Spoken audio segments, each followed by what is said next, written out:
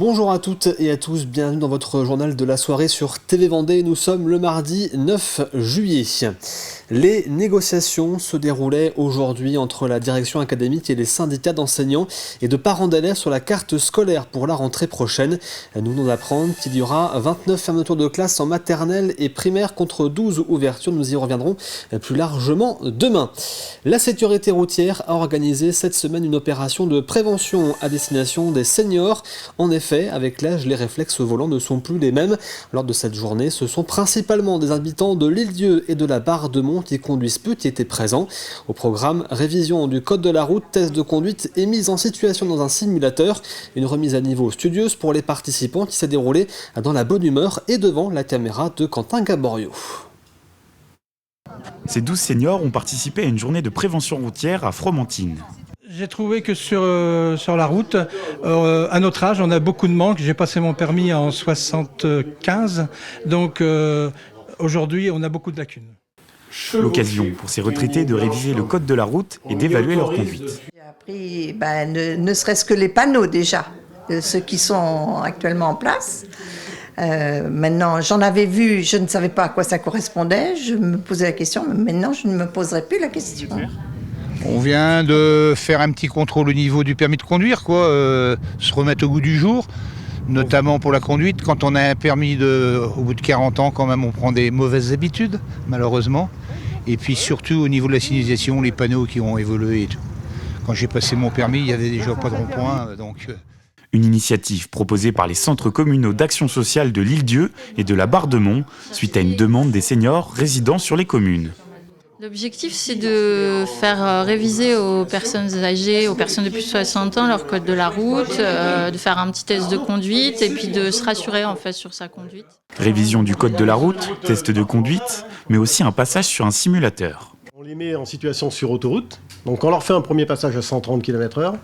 Et donc là, bien entendu, il y a un obstacle qui arrive, mais c'est l'accident. Et on les fait réduire la vitesse à 110, et là on s'aperçoit qu'ils arrivent à s'arrêter. Tous les participants ont eu le droit à un audit de conduite en compagnie d'une monitrice d'auto-école. Vraiment, ils savent conduire. Déjà, ils ont leur permis, mais ils savent vraiment conduire.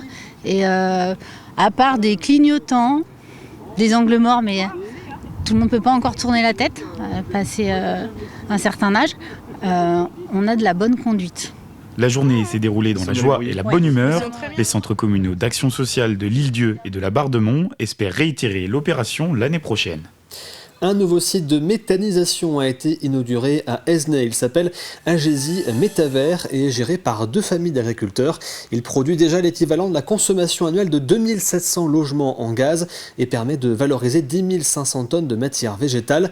L'installation de centrales de méthanisation permet également aux agriculteurs d'avoir un revenu complémentaire. En Vendée, 14 sites sont déjà installés et permettent de produire près de 12% de la consommation de gaz du département. Donc c'est le premier site de méthanisation dans le pays d'Esnay. C'est le 14e en Vendée. La Vendée est un département où il y a beaucoup de sites de méthanisation. 12% des besoins de gaz sont couverts par du gaz vert, gaz renouvelable. Et puis au niveau de la région Pays de la Loire, il y en a à peu près 60 qui sont en service actuellement. Il y a des intérêts convergents entre des agriculteurs qui trouvent des sources de revenus complémentaires et puis l'écosystème du pays d'Esnay qui y trouve un intérêt. Les cancers de la peau touchent particulièrement la Vendée et la Loire-Atlantique. Le nombre de cas est supérieur d'un tiers par rapport au reste de la France. En cause une forte exposition au soleil, la Ligue contre le cancer a donc organisé cette semaine une journée de sensibilisation à Bretignolles-sur-Mer intitulée « Les ateliers du soleil ». Objectif, présenter les différents moyens de se protéger et pas seulement en période estivale. Alix Lanos a pu y participer pour nous. Ce jour-là, à Bretignolles-sur-Mer, un petit vent frais dissuade les vacanciers de se mettre en maillot de bain. Pourtant, shorts et t-shirts sont bien de sortie et on ne sent pas le soleil cogner malgré tout. Est-ce que vous aviez mis de la crème ce matin ? Non, le temps ce matin n'était pas terrible. Un temps finalement idéal pour faire de la prévention contre les risques solaires. Là aujourd'hui, en effet, on a discuté avec certains qui se disaient là non, il n'y a pas trop de soleil, ça va.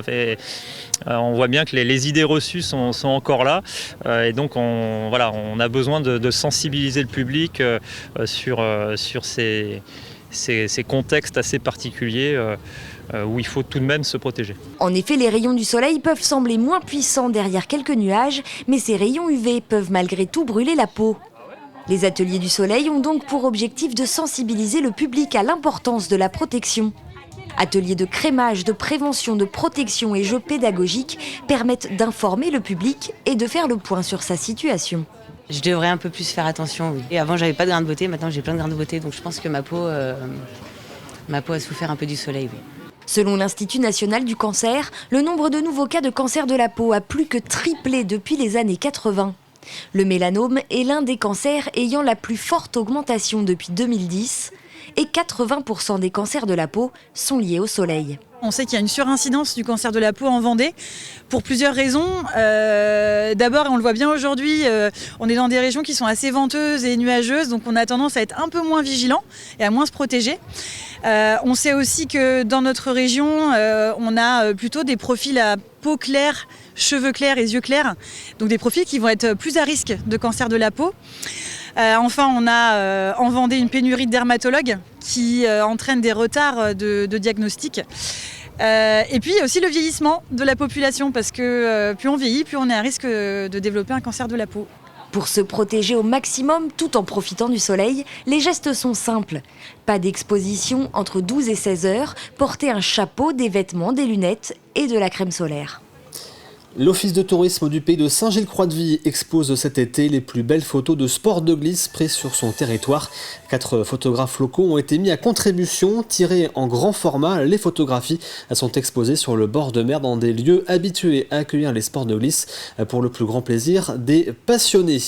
Et le Vendée Globe est déjà en préparation dans les studios de TV Vendée. On va se quitter avec quelques images de l'émission du Petit Vendée Globe, émission où nos petits reporters interrogent les skippers et qui sera d'ailleurs à retrouver tous les mercredis dès septembre sur TV Vendée. Je vous souhaite une excellente soirée.